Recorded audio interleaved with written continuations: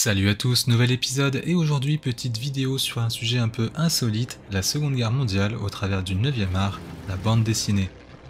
Alors il faut savoir que lorsque la Seconde Guerre mondiale prend fin en 1945, celle-ci a touché de nombreux pays dans lesquels la bande dessinée existe, c'est-à-dire à l'époque principalement les États-Unis, le Japon, la France et la Belgique. Et évidemment ce conflit a été traité de manière différente selon le rôle joué par chacun durant ces années. Alors on va commencer par évoquer les BD sortis pendant la guerre, et pour cela on débute par les États-Unis, où on peut trouver par exemple Captain America. Créé dès mars 1941, soit 9 mois avant l'entrée en guerre des États-Unis, on peut le voir dès la couverture du premier numéro en train de mettre un taquet à Adolphe, de quoi poser un peu les bases. Super-héros patriotique, il est le défenseur des valeurs américaines, l'armée l'utilise même pour ses campagnes de recrutement. Dans le même genre on pourra trouver Superman, Batman ou encore Mickey Mouse, tous trois créés avant le conflit mais utilisés pendant pour véhiculer les valeurs de l'Amérique et entretenir la volonté de vaincre. Ils sont en effet régulièrement confrontés aux nazis. C'est marrant que c'est toujours les nazis qui ont le mauvais rôle. Bref, aux États-Unis, le succès des bandes dessinées sert les intérêts de la propagande, mais ce n'est pas le seul endroit puisqu'au Japon aussi on trouve des œuvres servant cet intérêt. C'est le cas par exemple de Nora Kuro, les aventures d'un chien combattant dans une unité, représentant évidemment l'armée impériale. En Europe, plusieurs cas s'opposent. En Allemagne, dès l'arrivée des nazis au pouvoir en 1933, le régime s'oppose à la bande dessinée, qu'il considère comme une pratique étrangère et sans intérêt. La guerre entraîne par la suite une pénurie de papier, achevant donc les très rares bandes dessinées qui avaient tenté de continuer. En Allemagne, à ce moment-là, la bande dessinée est donc au point mort, ce qui n'est pas le cas de leurs voisins franco-belges. Les Français, dès 1940, fuient l'occupant et tentent de maintenir une activité via la zone libre, avec des ouvrages tels le journal de Mickey ou encore Robinson. En zone occupée, la censure allemande règne et certains y voient l'occasion de prendre les devants. C'est le cas de la revue Le Téméraire, seul magazine pour la jeunesse à être diffusé en zone occupée. Profondément collaborationniste, le journal s'inspire de l'idéologie du national-socialisme et met donc en valeur toute une propagande hitlérienne. Les antagonistes sont ainsi souvent soviétiques, juifs ou bien terroristes. En Belgique aussi, la bande dessinée est extrêmement présente, c'est le cas par exemple avec le journal Spirou, créé en 1938, et qui essaiera tant bien que mal de survivre à la guerre. Il faut en effet faire face aux restrictions de papier, à la censure, et bien sûr à l'occupant allemand, qui représente une énorme menace, surtout quand certains employés profitent du journal pour diffuser des messages codés à la résistance. Mais en Belgique, à l'époque, l'acteur majeur du monde de la bande dessinée, c'est un certain Georges Rémy, plus connu sous l'appellation Hergé. Il est à la tête du Petit 20e, le supplément jeunesse du journal Le 20e siècle, alors dirigé par l'abbé Norbert Wallet, un sympathisant fasciste, grand admirateur de Mussolini.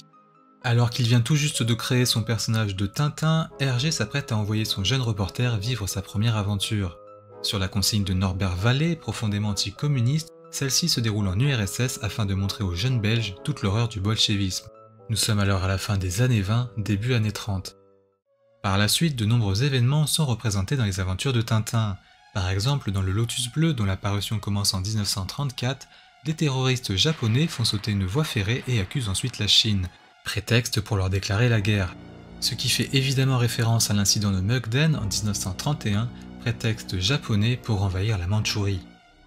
À partir de 1938, Hergé commence à publier le Sceptre d'Ottokar. On y voit notamment la Bordurie, une puissance totalitaire cherchant à destituer le roi de sa voisine, la Sildavie, afin d'en annexer le territoire. Un épisode qui fait référence à l'Anschluss quelques mois plus tôt, c'est-à-dire l'annexion de l'Autriche par l'Allemagne nazie. D'ailleurs, dans l'aventure, on apprend que l'auteur du complot est un certain Möstler, un curieux mélange entre les patronymes Mussolini et Hitler. Bah ouais, enfin n'empêche que c'est accrocheur. Une autre aventure de Tintin fera davantage polémique, c'est l'Étoile mystérieuse. On a affaire à une équipe scientifique chargée de retrouver un fragment de météorite tombé dans l'océan Arctique. Or, l'équipe en question est composée d'un Allemand et de 5 autres nationalités, correspondant uniquement à des pays neutres ou favorables à l'Allemagne durant le conflit, à l'exception du professeur belge. Les choses vont même encore plus loin car l'expédition en question joue une véritable course contre la montre contre une équipe concurrente. Les méchants de l'histoire, ceux-ci brandissent un pavillon américain et sont financés par un certain Blumenstein, un banquier juif. D'ailleurs, ce dernier a des traits correspondant aux exagérations physiques juives décriées par les nazis à l'époque. Pour l'anecdote, l'album sera réédité en 1954, Blumenstein se nommera désormais Bollwinkel, et l'expédition adverse ne brandira plus un drapeau américain, mais celui d'un état fictif. Bref, à l'époque, avec cet album, Hergé s'attire quelques foudres puisqu'aux yeux des gens, il semble se ranger du côté de la géopolitique allemande ainsi que de son idéologie.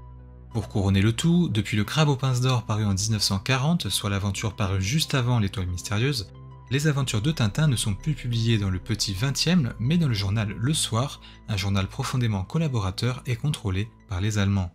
Ah ouais, carrément. L'album suivant, Le Secret de la licorne, une aventure bien plus évasive, permettra à Hergé de fuir l'actualité oppressante de son époque. On en vient à la deuxième partie de la vidéo, celle consacrée à l'après-guerre. Or, vous vous doutez bien qu'avec près de 80 années écoulées depuis la fin du conflit, des œuvres en rapport avec la Seconde Guerre mondiale de près ou de loin, il y en a eu un sacré paquet. Je ne pourrai donc évidemment pas toutes vous les évoquer, mais je vais tâcher de parler de celles qui sortent du lot. Aux États-Unis, après la guerre, les ventes de comics s'essoufflent. Les auteurs tentent de renouveler leurs titres, notamment en se servant du nazisme comme incarnation absolue du mal. C'est ainsi qu'on voit apparaître des personnages farfelus tels Crâne Rouge, antagoniste de Captain America, ou bien encore Hellboy, qui a lui-même le crâne rouge mais aucun rapport. Dans le Japon d'après-guerre, on trouve des œuvres telles que Gen d'Hiroshima, l'histoire d'une famille à Hiroshima du printemps 45 au printemps 53, ou encore Tsubasa les ailes d'argent, l'histoire d'un jeune japonais de 19 ans, volontaire pour rejoindre les escadrilles kamikazes durant les derniers mois de la guerre.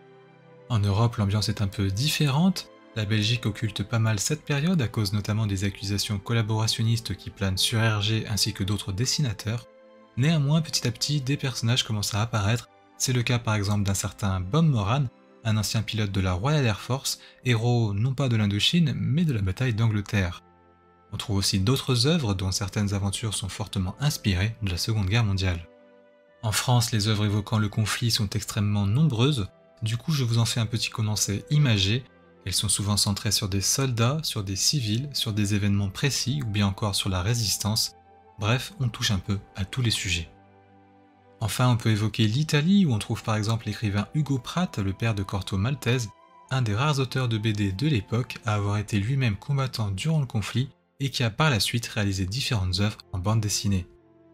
Voilà pour ce petit topo sur la relation entre bande dessinée et Seconde Guerre mondiale. Alors encore une fois, des œuvres de la sorte, il en existe des dizaines, mais je tenais vraiment à faire une petite vidéo donc je ne pouvais pas toutes les traiter. Cela dit, s'il y a des œuvres qui vous tiennent à cœur et que je n'ai pas mentionnées, n'hésitez pas à les indiquer dans les commentaires, cela m'intéresse beaucoup. Je vous glisse également quelques liens intéressants en description si jamais vous voulez approfondir le sujet. C'est la fin de cette vidéo, j'espère qu'elle vous aura plu, n'hésitez pas à mettre un like, à vous abonner, à soutenir la chaîne.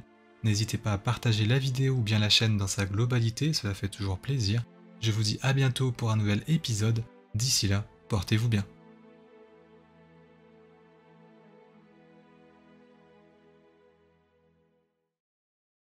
Avez-vous trouvé la voie